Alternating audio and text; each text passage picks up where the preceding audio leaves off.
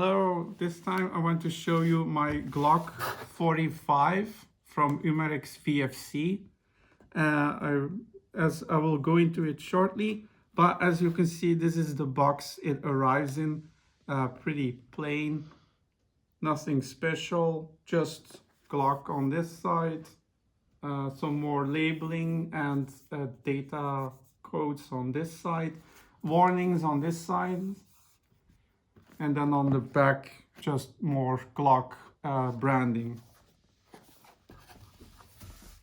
Now I don't really like how they ship these. Now one thing to note is that I inserted some foam into it, so this is not how it arrives.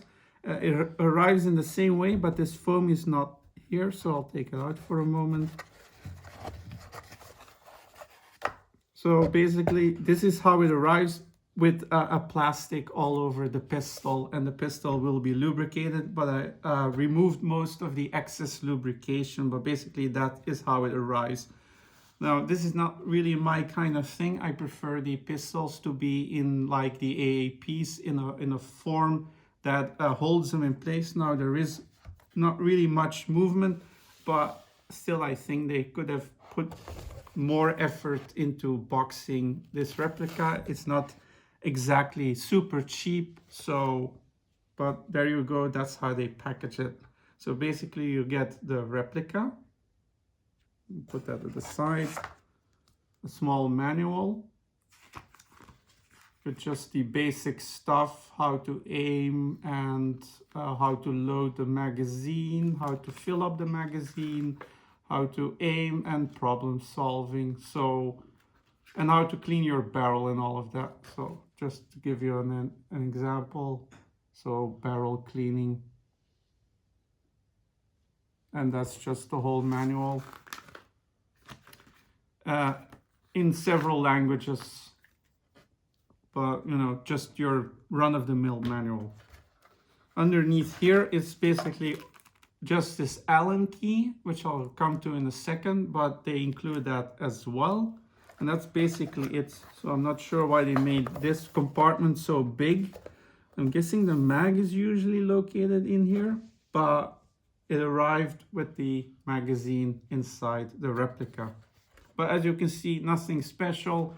For me, it could have been a bit more nicer than just this, but as long as the replica is good, that shouldn't matter, and it arrives in a good state, as you can see. So here we have the Glock 45. Now, just to tell you a bit of a backstory, the Glock 45 is basically a marriage between the Glock 19 and the Glock 17. Now, you may already notice which part is which. Basically, this whole lower, excluding the slide, is a Glock 17 base. The slide and upper internals are a Glock 19. And that's basically what constitutes a Glock 45. Now the story behind it, now that's what I've been told, is that the Glock 45 basically came to light because of the need for a smaller pistol, but with the comfortability and handling of a 17. Because the 17 has a longer slide and upper barrel, and basically what that would do is, if they put it in their holster and they sat down, pistol would push the belt up or cause the belt to ride up, as they say, and it would cause discomfort in law enforcement. So they asked Glock for a combination with the benefits of a 17 and the form factor of a 19. Thus the 45 was born. Is this just what they call a cookie story, or you know, in our language, a broodje aap verhaal? I don't know. So if you can verify or disprove this, if you come across this video, that would be very nice. But apart from how it came to light, it does exist in real life, and the benefit of having one licensed from Umarex is that it is one-on-one with the real thing. So form-wise and almost weight-wise, it is basically the real thing. At least form factor-wise, it is just as the real thing with all of the markings. So we'll go over the pistol and start from there. So you have the front sight with those, what do you call it, night sights?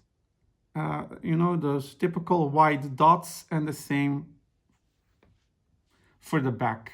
So a nice typical standard sights that you get on Glock pistols and other pistols as well, of course. So they look nice, can't really fault anything. Just, it is what it is. If we go here on the slide, you see it has front serrations and rear serrations. So this helps with, I like to call it racking the pistol, you know, to make it ready for firing. Especially if you have like gloves, because if it was just a blank slide, wouldn't have anything to grip on. And the fact that it has serrations at the front as well just adds to the usability. Now you can also already see a marking here. Sorry, that's a bit of hair that's stuck on because there's still a bit of grease. Markings here. And then if I turn it over like this, markings here. Now I'll read those for you. It says 9 by 19, 5. So that is the caliber it is loaded, 9mm by 19. I'm guessing is the length of the bullet, but at least this I'm sure of, that's 9mm. But basically this is what's on the real one. This is what it's chambered as. And then the 5 is for generation 5 of the pistol. And then you have Glock here, and then AT here. And then more Glock here, in case you didn't know it was a Glock. Some more Glock markings here. And that's basically all it is for this side.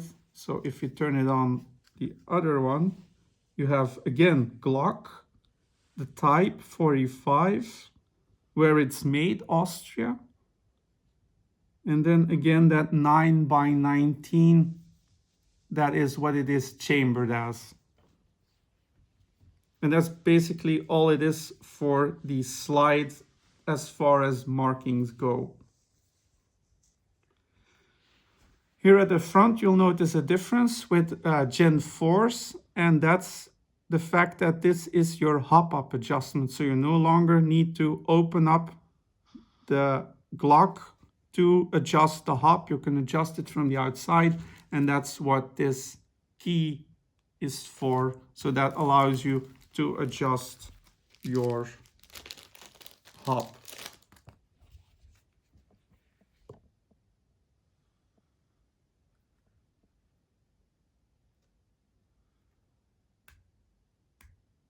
You can hear it. So it is pretty persuasive clicks, so it doesn't feel like it will unadjust itself. So that is quite interesting. So I hope you've gained something from this small demonstration of the hop-up, but there you go. You can see that it really, you've got very confirming clicks, and I really have to put in a little bit of force so it doesn't just go easily, the adjustment. So that's a good thing as well, because that means that, as I just said, it won't self-adjust. Here we can see the slide lock. And the good thing with this one is on the other side, there is another slide lock. So that means ambidextrous. So that means it can be used by right or left-handed users, which is a nice thing just like the real one. And then this, of course, is how you take the slide off. This is still something very tricky for me, but basically you have to hold and pull down these, rack the slide a little back, and then it will go. And then while you hold these down, push it forward and it will come off. The slide release should be changeable to, of course, right and left-handed users, but for now it is set to right-handed users. The trigger is just your standard trigger with the safety, with that safety in the middle. So basically, I'll try and just put my nail on the outside, and you'll notice that it won't move because this is preventing that. When I press the middle part as well, then the trigger will operate. So that's a trigger safety. The grip has a nice texture to it, and again that Glock logo. And then on the back, again that nice textured grip, texture on the grip, and then on this side as well, with again that Glock logo just as the real one, officially licensed product from Glock, because they of course hold all the licensing for Glock products and for several other brands. And then, oh, I forgot this. The ability to be able to mount a flashlight, which is always a nice touch. Well, I think most of them have it, but this one has it as well. So to allow you to mount a flashlight to your liking, if you should choose so. Then at the bottom, you can see that the magazine has an enlarged base plate, which is always handy for reloading and purchase on the magazine. And also, I'm not sure if you can see it, the bottom is flared out. So there's no longer this opening here, like with others, like with a Glock 17, the Generation 5, I think. It had an opening here to be able to pull out the magazine easier. Instead of that, it has this flared magwell for easier reloads. As you can see, the operation of the goes in nicely, exits nicely. The magazine itself will hold around 22, it says 22 plus 1, but let's say 22 to be safe, 22 BBs. It's nicely textured. It looks to be well made, but that's just looks. The follower operates. Make sure you don't launch the follower, because that always damages stuff. And the spring operates nicely. It has a very pleasing texture to it, coating. I'm not sure how durable it is, but it does feel like a more durable texture. And then of course here you have your loading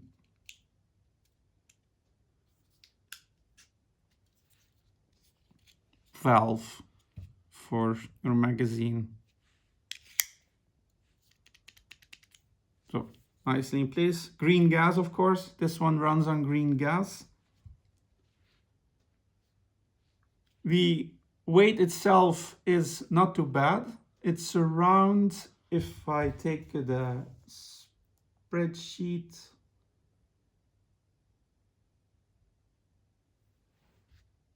$620 grams. It's a combination of aluminum, the slide, and synthetic plastic, of course. Now they do mention other people, I've been told. So if you see this video and can verify or disprove this, is that the coating on the slide is thinner than the Generation 4 models. Now I'm not sure for the 45, but at least for the Glock 17 Gen 5, the coating on this slide is thinner, and there was a point where there was a little bit off. I mean, like very minute, but it does feel like it's a pretty thin coating. So that was one of the gripes of people with the Generation 5, that the coating was a bit thin, and that is also the slide was of a weaker aluminum than Generation 4's. Now I can't confirm or deny that because I've never had one. They do specifically refer to Glock 17s. So with this one, I'm not sure if this one also has that cheaper or weaker aluminum, which causes premature wear to the slide, especially the slide catch, so that it locks back when it's empty. 22, yeah. The length is about 187 millimeters. The internal barrel, that one I found was 87 millimeters. Now it doesn't specify the exact diameter. I searched everywhere. It just says precision inner barrel. Because of course it is a Gen 5, it has improved cycling and improved gas efficiency. And that is pretty much all I can tell you about this pistol for now. You also have this unique serial number underneath here, as you can see. Oh, sorry, it's this way around. And that denotes that it is a Airsoft replica, and then its serial number, because that's still obliged, demanded by law. So that is pretty much it's max 1 joules, which is pretty common for these. I've read around 325 FPS, which matches out with the 1 joule. I've not had the chance to test it yet, but from what I've seen so far, it is a nice fit. As you can see with the light, it would shine through, so it is nice fitting. And if I rack the slide, it's a nice action. And the trigger is about, let's see, so this is the wall, still nothing. Not bad, not like super tight like a high kappa or something, but still quite a nice trigger action. And as you heard, the slide is a nice movement. So I'm quite happy with that. It's all, as you can see, nicely fitted. There really is nothing I can fault about it so far. That being said, I don't know how the internals will hold up, but you can see that it is all nicely finished. I can't really fault it so far. I must mention that so far. It's all nice. The molding of the plastic is nice. The metal, the way the slide fits, all of that. It is so far so good with the so far, because you never know how things hold up in the long run. You're always free to comment in the comment section if you have one, how it's held up so far. That always helps. Now I'll do one attempt to open it up, but I can't promise anything. So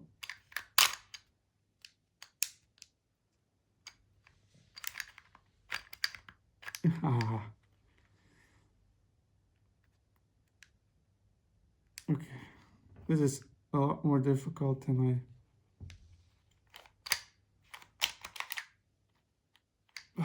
sorry, I have a problem with my fingers.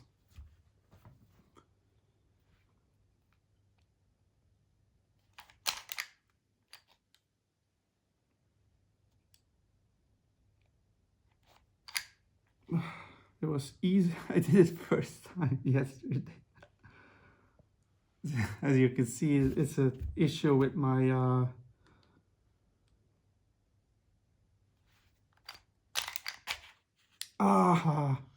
yeah.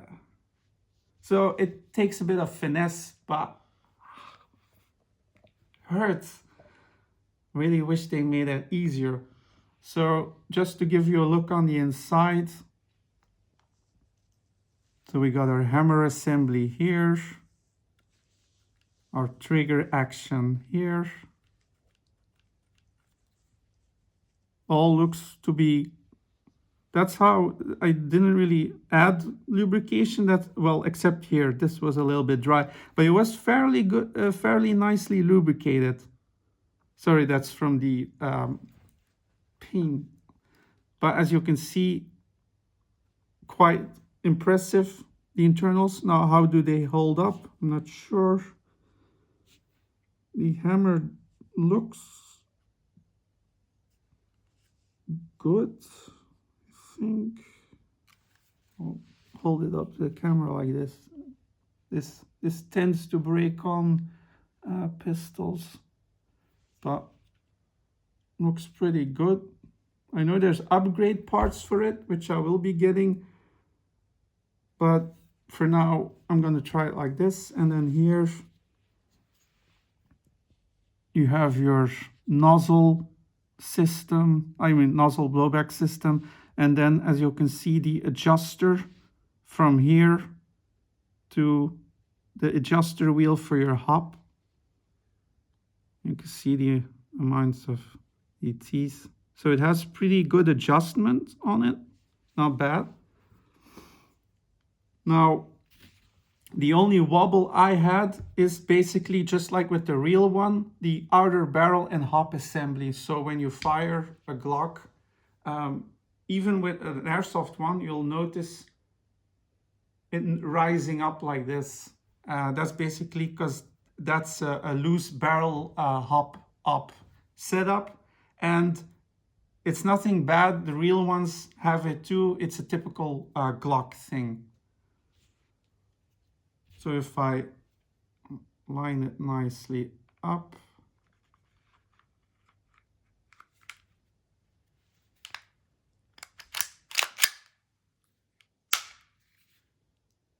but as you can see, that's basically, if I hold my finger on the hop and barrel assembly, there is no wobble whatsoever. If I let the barrel go, you get the wobble. So that's quite impressive, that outside of what it has on the real one, I'm guessing they wanted to replicate that. You can get aftermarket parts that take out the outer barrel wobble if you so wish. But as I said, quite an impressive pistol. Nice slide action, as you've noticed. Pretty decent trigger action. And of course, I'll make another video about the actual performance and action and FPS testing. But for now, this is the best I could do. And hopefully you've gained a little something from this. Maybe you're experienced and you just wanted to see how it was like on the inside and the outside and how it looked and the action. So hopefully that has given you something already. The only thing I forgot to talk about is these grooves for your finger, but most of these have that. And also the removal of the finger grooves. The previous generations, because this is a 17 lower, had these finger grooves, and they removed that for more widened functionality, because with the finger grooves you were a bit limited depending on hand size and finger placement. So that's why they went with just this slim grip, which is a lot better because you don't really need the finger grooves, and that's also why they added so much texture on the grip. I'm pretty glad I managed to get the slide off in a few attempts, because The last time it took me like half an hour. So that's pretty much all I can say about it for now. I'm just gonna check that I didn't forget anything.